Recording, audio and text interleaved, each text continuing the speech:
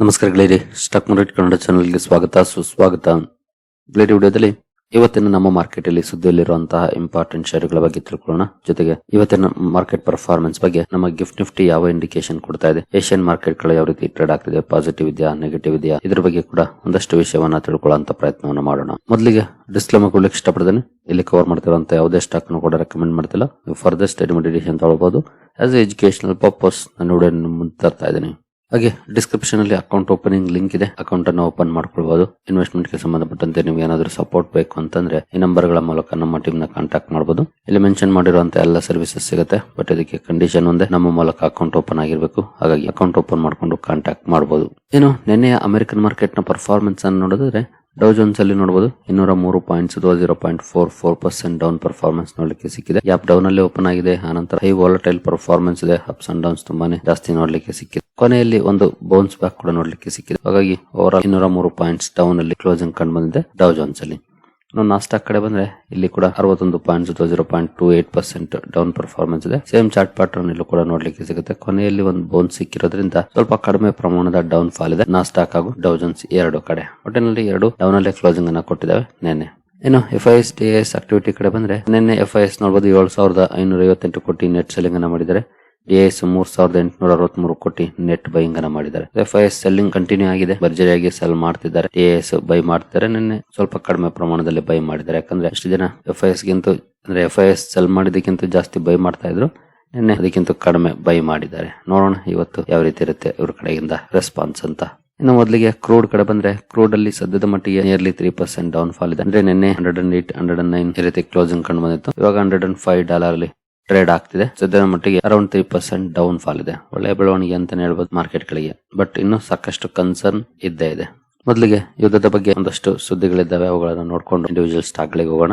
ನೋಡಬಹುದು, European nations and Japan back efforts to secure strait of Hormuz ready to contribute. ಈ ಹಿಂದೆ Donald Trump ಅವರು ಎಲ್ಲ ದೇಶಗಳು ಸಪೋರ್ಟ್ ಮಾಡಬೇಕು ಸ್ಟ್ರೈಟ್ ಆಫ್ ಹಾರ್ಮುಜ್ ಅನ್ನ ಸೆಕ್ಯೂರ್ ಮಾಡ್ಲಿಕ್ಕೆ, ಹಡಗುಗಳ ಸಂಚಾರಕ್ಕೆ ಮುಕ್ತ ಮಾಡ್ಲಿಕ್ಕೆ ಅಂತ ಕೇಳಿದ್ರು. ಬಟ್ ಆಗ ಯಾರು ತಲೆ ಕೆಡಿಸ್ಕೊಂಡಿರಲಿಲ್ಲ. ಈಗ ಸಮಸ್ಯೆ ಜಾಸ್ತಿ ಆದಂಗೆ ಈಗ ಆಕ್ಚುಲ್ ಆಗಿ ತಲೆ ಕೆಡಿಸ್ಕೊಳ್ತಿದ್ದಾರೆ. ನಾವು ಕಾಂಟ್ರಿಬ್ಯೂಟ್ ಮಾಡಕ್ಕೆ ರೆಡಿ ಅಂತ ಹಲವು ಯುರೋಪಿಯನ್ ದೇಶಗಳು ಹಾಗೂ ಇನ್ಕ್ಲೂಡಿಂಗ್ ಜಪಾನ್ ಹೇಳ್ತಾ ಇದೆ. ನೋಡೋಣ ಏನಾದ್ರೂ ಸಾಧ್ಯ ಆಗುತ್ತಾ ಈ ನಿಟ್ಟಿನಲ್ಲಿ ಅಂತ. ಏನು ಗ್ರೌಂಡ್ ಟ್ರೂಪ್ಸ್ ಗೆ ಸಂಬಂಧಪಟ್ಟಂತೆ ಡೊನಾಲ್ಡ್ ಟ್ರಂಪ್ ಅವರು ಮಾತಾಡಿದ್ದಾರೆ. ನೋಡಬಹುದು, Trump rules out US ground troops in Iran, says he told Netanyahu to avoid gas field attacks strikes. ಅಂದ್ರೆ ಗ್ರೌಂಡ್ ಆಪರೇಷನ್ ಅನ್ನ ಅಮೆರಿಕ ಮಾಡ್ಲಿಕ್ಕೆ ಈಗಲೂ ಕೂಡ ಎದುರುಕೊಳ್ತಿದೆ. ಯಾಕಂದ್ರೆ ಎಸ್ಪೆಷಲಿ ಇರಾನ್ ಭೂಭಾಗ ಅಮೆರಿಕದ ಸೈನಿಕರಿಗೆ ಗೊತ್ತಿರೋದಿಲ್ಲ. ಆದ್ರೆ ಇರಾನ್ ನ ಗ್ರೌಂಡ್ ಟ್ರೂಪ್ಸ್ ಗೆ ಇರಾನ್ ನ ಇಂಚು ಜಾಗ ಗೊತ್ತಿರುತ್ತೆ. ಹಾಗಾಗಿ ಅಲ್ಲಿ ಅಟ್ಯಾಕ್ ಮಾಡಕ್ ಹೋದ್ರೆ ಸಾವು ನೋವುಗಳ ಸಂಖ್ಯೆ ಅಂದ್ರೆ ಸೈನಿಕರ ಸಾವು ನೋವುಗಳ ಸಂಖ್ಯೆ ಜಾಸ್ತಿ ಇರುತ್ತೆ, ಡೇಂಜರಸ್ ಆಗಿರುತ್ತೆ ಅಂತ ಕೂಡ ಗೊತ್ತಿದೆ ಅವರಿಗೆ. ಹಾಗಾಗಿ ಗ್ರೌಂಡ್ ಆಪರೇಷನ್ಸ್ ಅನ್ನ ಈಗಲೂ ಕೂಡ ಮಾಡ್ತಾ ಇಲ್ಲ. ಮೇ ಬಿ ಮಾಡೋದು ಇಲ್ಲ ಅನ್ಕೊಳ್ತೀವಿ. ಬಟ್ ಗ್ರೌಂಡ್ ಆಪರೇಷನ್ ಮಾಡದೇನೆ ಇರಾನ್ ನ ಶಕ್ತಿಯನ್ನ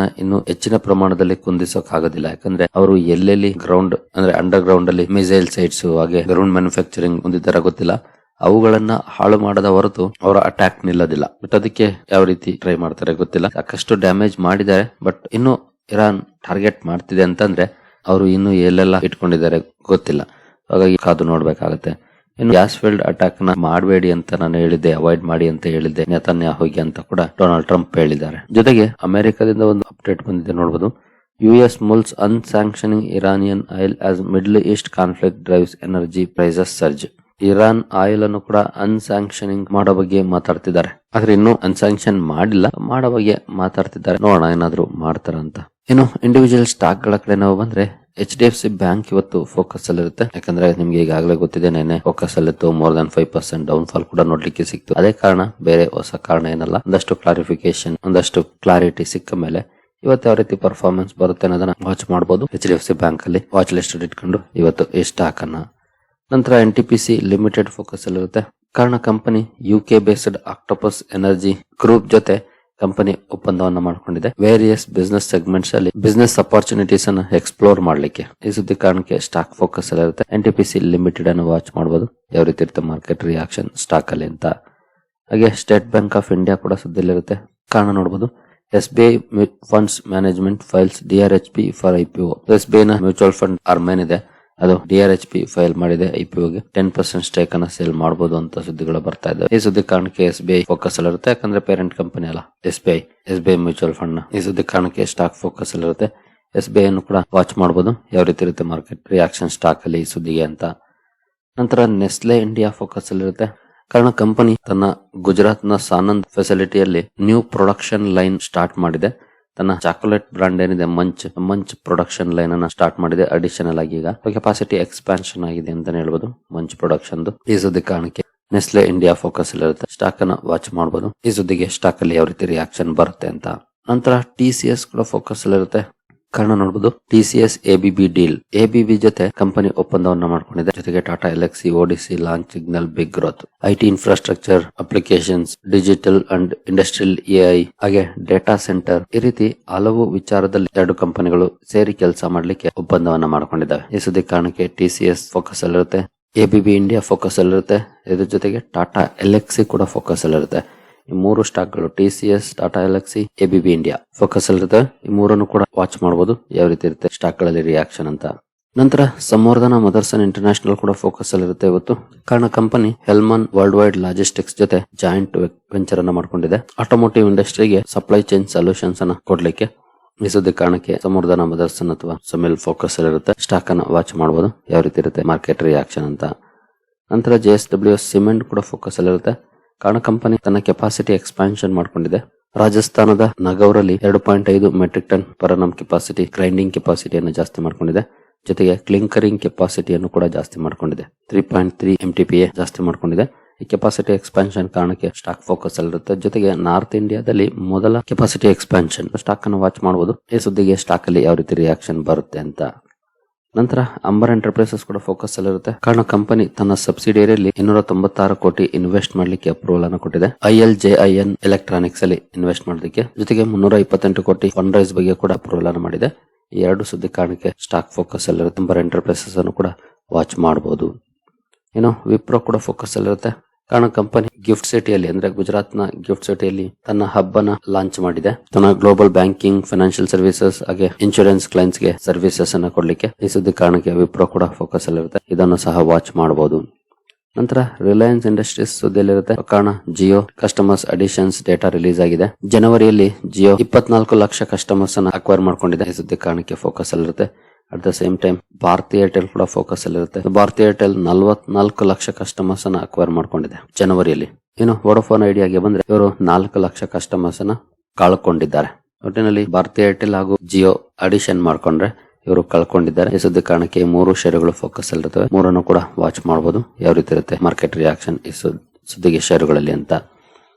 ಮೆಟ್ರೋಪಾಲಿಸ್ ಹೆಲ್ತ್ ಕೇರ್ ಕೂಡ ಫೋಕಸ್ ಅಲ್ಲಿರುತ್ತೆ. ಕಾರಣ ಕಂಪನಿ ಈ ಹಿಂದೆ ಬೋನಸ್ ಅನೌನ್ಸ್ ಮಾಡಿತ್ತು 3:1 ರೇಷಿಯೋದಲ್ಲಿ. ಇವತ್ತು ಎಕ್ಸ್ ಡೇಟ್ ಆಗಿರುತ್ತೆ. ಸ್ಟಾಕ್ ಪ್ರೈಸ್ ಅಡ್ಜಸ್ಟ್ ಆಗುತ್ತೆ. 3:1 ಅಂದ್ರೆ 1 ಶೇರ್ ಇದ್ರೆ 3 ಶೇರುಗಳನ್ನ ಕಂಪನಿ ಕೊಡ್ತಾ ಇದೆ. ಅಂದ್ರೆ 1 ಶೇರ್ ಇದ್ರೆ 4 ಶೇರುಗಳಾಗುತ್ತೆ. ಸ್ಟಾಕ್ ಪ್ರೈಸ್ ಏನಿದೆ ಡಿವೈಡೆಡ್ ಬೈ 4 ಆಗುತ್ತೆ. ಇನ್ ಕೇಸ್ ನಿಮ್ಮ ಹತ್ರ ಇದ್ರೆ ಇವತ್ತು 75% ಡೌನ್ ತೋರಿಸಬಹುದು. ಬಟ್ ಅದಕ್ಕಾಗಿ ಭಯ ಪಡುವಂತ ಅವಶ್ಯಕತೆ ಇಲ್ಲ. ಇದು ಬೋನಸ್ ನ ಕಾರಣಕ್ಕೆ ಆಗ್ತಿರುವಂತ ಅಡ್ಜಸ್ಟ್ಮೆಂಟ್ ಅಷ್ಟೇ. ಒನ್ಸ್ ಅಡಿಷನಲ್ ಶೇರುಗಳು ನಿಮಗೆ ಕ್ರೆಡಿಟ್ ಆದ್ಮೇಲೆ ಆ ಪ್ರೈಸ್ ಅಡ್ಜಸ್ಟ್ ಆಗುತ್ತೆ. ಪ್ರೈಮರಿ ಮಾರ್ಕೆಟ್ ಕಡೆ ಬಂದ್ರೆ ಸೆಂಟ್ರಲ್ ಮೈನ್ ಪ್ಲಾನಿಂಗ್ ಕಂಪನಿಯ IPO ಇವತ್ತಿಂದ ಓಪನ್ ಆಗ್ತಾ ಇದೆ. ಇಂಟ್ರೆಸ್ಟ್ ಇರೋ ಕಂಪನಿಯ ಬಗ್ಗೆ ಸ್ಟಡಿ ಮಾಡಬಹುದು. ಗ್ರೇ ಮಾರ್ಕೆಟ್ ಪ್ರೀಮಿಯಂ ನೋಡಬಹುದು, ಜಸ್ಟ್ 2.3% ಇದೆ. ಇತ್ತೀಚಿನ ದಿನಗಳ IPOಗಳಲ್ಲಿ ಅಂತ ಒಳ್ಳೆ ಪ್ರೀಮಿಯಂ ನೋಡ್ಲಿಕ್ಕೆ ಸಿಗ್ತಾ ಇಲ್ಲ. ಜಸ್ಟ್ 2% ಇದೆ. ಇಂಟ್ರೆಸ್ಟ್ ಇರೋರು ಸ್ಟಡಿ ಮಾಡಬಹುದು ಕಂಪನಿಯನ್ನ.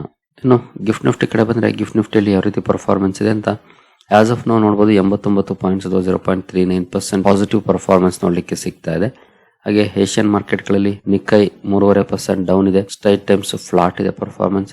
ಹ್ಯಾಂಗ್ಸೆಂಗ್ ಅಲ್ಲಿ 0.5% ಡೌನ್ ಇದೆ. ತೈವಾನ್ ವೇಟೆಡ್ ಸ್ವಲ್ಪ ಪಾಸಿಟಿವ್ ಇದೆ. ಕೋಸ್ಪಿ ಕೂಡ ಸ್ಲೈಟ್ಲಿ ಪಾಸಿಟಿವ್ ಇದೆ. ಶಾಂಘೈ ಕಾಂಪೋಸಿಟ್ ಕೂಡ ಸ್ವಲ್ಪ ಫ್ಲಾಟಿಶ್ ಆಗಿ ಟ್ರೇಡ್ ಆಗ್ತದೆ. ಅಂದ್ರೆ ಕೆಲವು ಕಡೆ ಪಾಸಿಟಿವ್, ಕೆಲವು ಕಡೆ ನೆಗೆಟಿವ್, ಈ ರೀತಿ ಪರ್ಫಾರ್ಮೆನ್ಸ್ ಇದೆ. ಮಿಕ್ಸ್ಡ್ ಇದೆ ಇವತ್ತು Asian cues. Dow Jones futures ಕಡೆ ಬಂದ್ರೆ ಇಲ್ಲಿ 510 ಪಾಯಿಂಟ್ಸ್ 1.11% ಪಾಸಿಟಿವ್ ಪರ್ಫಾರ್ಮೆನ್ಸ್ ಇದೆ. ನೋಡೋಣ, ಇವತ್ತು ಮೇ ಬಿ ಫ್ಲಾಟಿಶ್ ಆಗಿ ಓಪನ್ ಆಗ್ಬೋದು. ಬಟ್ ಆ ನಂತರ ಯಾವ ರೀತಿ ಪರ್ಫಾರ್ಮೆನ್ಸ್ ಬರುತ್ತೆ, ಸೆಕೆಂಡ್ ಹಾಫ್ ಅಲ್ಲಿ ಏನಾದ್ರು ಡೌನ್ ಫಾಲ್ ಬರುತ್ತಾ ಅಥವಾ ಒಳ್ಳೆ ಪರ್ಫಾರ್ಮೆನ್ಸ್ ಕಂಟಿನ್ಯೂ ಆಗುತ್ತಾ ನೋಡೋಣ. ಸದ್ಯದ ಮಟ್ಟಿಗೆ ಮಿಕ್ಸ್ಡ್ ಕ್ಯೂಸ್ ಇದೆ ಏಷ್ಯನ್ ಮಾರ್ಕೆಟ್ ಗಳ ಕಡೆಯಿಂದ. ಕ್ರೂಡ್ ಕಡೆ ಬಂದ್ರೆ ಕ್ರೂಡ್ ಅಲ್ಲಿ ನಿಯರ್ಲಿ 3% ಡೌನ್ ಫಾಲ್ ಇದೆ. ಸದ್ಯದ ಮಟ್ಟಿಗೆ ಪಾಸಿಟಿವ್ ಡೆವಲಪ್ಮೆಂಟ್ ಅಂತ ಹೇಳ್ಬೋದು ಮಾರ್ಕೆಟ್ಗೆ. ಬಟ್ ಲೆಟ್ಸ್ ಸಿ ಏನಾಗುತ್ತೆ ಸಂಜೆ ಒಳಗಡೆ ಅಂತ. ಗೋಲ್ಡ್ ಅಲ್ಲಿ ಮೋರ್ ದನ್ 0.5% ಪಾಸಿಟಿವ್ ಪರ್ಫಾರ್ಮೆನ್ಸ್ ಇದೆ. USD INR 92.63 ಗೆ ನಿನ್ನೆ ಕ್ಲೋಸಿಂಗ್ ಕಂಡು ಬಂದಿದೆ. ನೋಡೋಣ ಇವತ್ತು ಯಾವ ರೀತಿ ಇರುತ್ತೆ ಅಂತ. ಸರಿಗಳಿರಿ, ನಿಮ್ಗೆ ಏನಾದ್ರು ಸ್ಟಾಕ್ ಮಾರ್ಕೆಟ್ ಬಗ್ಗೆ ಕಲಿಯುವಂತ ಆಸಕ್ತಿ ಇದ್ರೆ ನಮ್ಮ ತರಬೇತಿ ಕಾರ್ಯಕ್ರಮ ಇದೆ. ಇಂಟ್ರೆಸ್ಟ್ ಇರೋರು ಇಮೇಲ್ ಮೂಲಕ ಸಂಪರ್ಕ ಮಾಡಬಹುದು. ಸರಿಗಳಿರಿ, ಈ ಎಲ್ಲ ಅಪ್ಡೇಟ್ಸ್ ನಿಮಗೆ ಇಷ್ಟ ಆಗಿದೆ ಅನ್ಕೊಳ್ತೀನಿ. ಹಾಗೆ ಡಿಸ್ಕ್ರಿಪ್ಷನ್ ಅಲ್ಲಿ ಅಕೌಂಟ್ ಓಪನಿಂಗ್ ಲಿಂಕ್ ಇದೆ. ಅಕೌಂಟ್ ಅನ್ನು ಓಪನ್ ಮಾಡ್ಕೊಳ್ಬಹುದು. ಮುಂದಿನ ವಿಡಿಯೋದಲ್ಲಿ ಸಿಗೋಣ. ಅಲ್ಲಿವರೆಗೂ ಜೈ ಹಿಂದ್, ಜೈ ಕರ್ನಾಟಕ.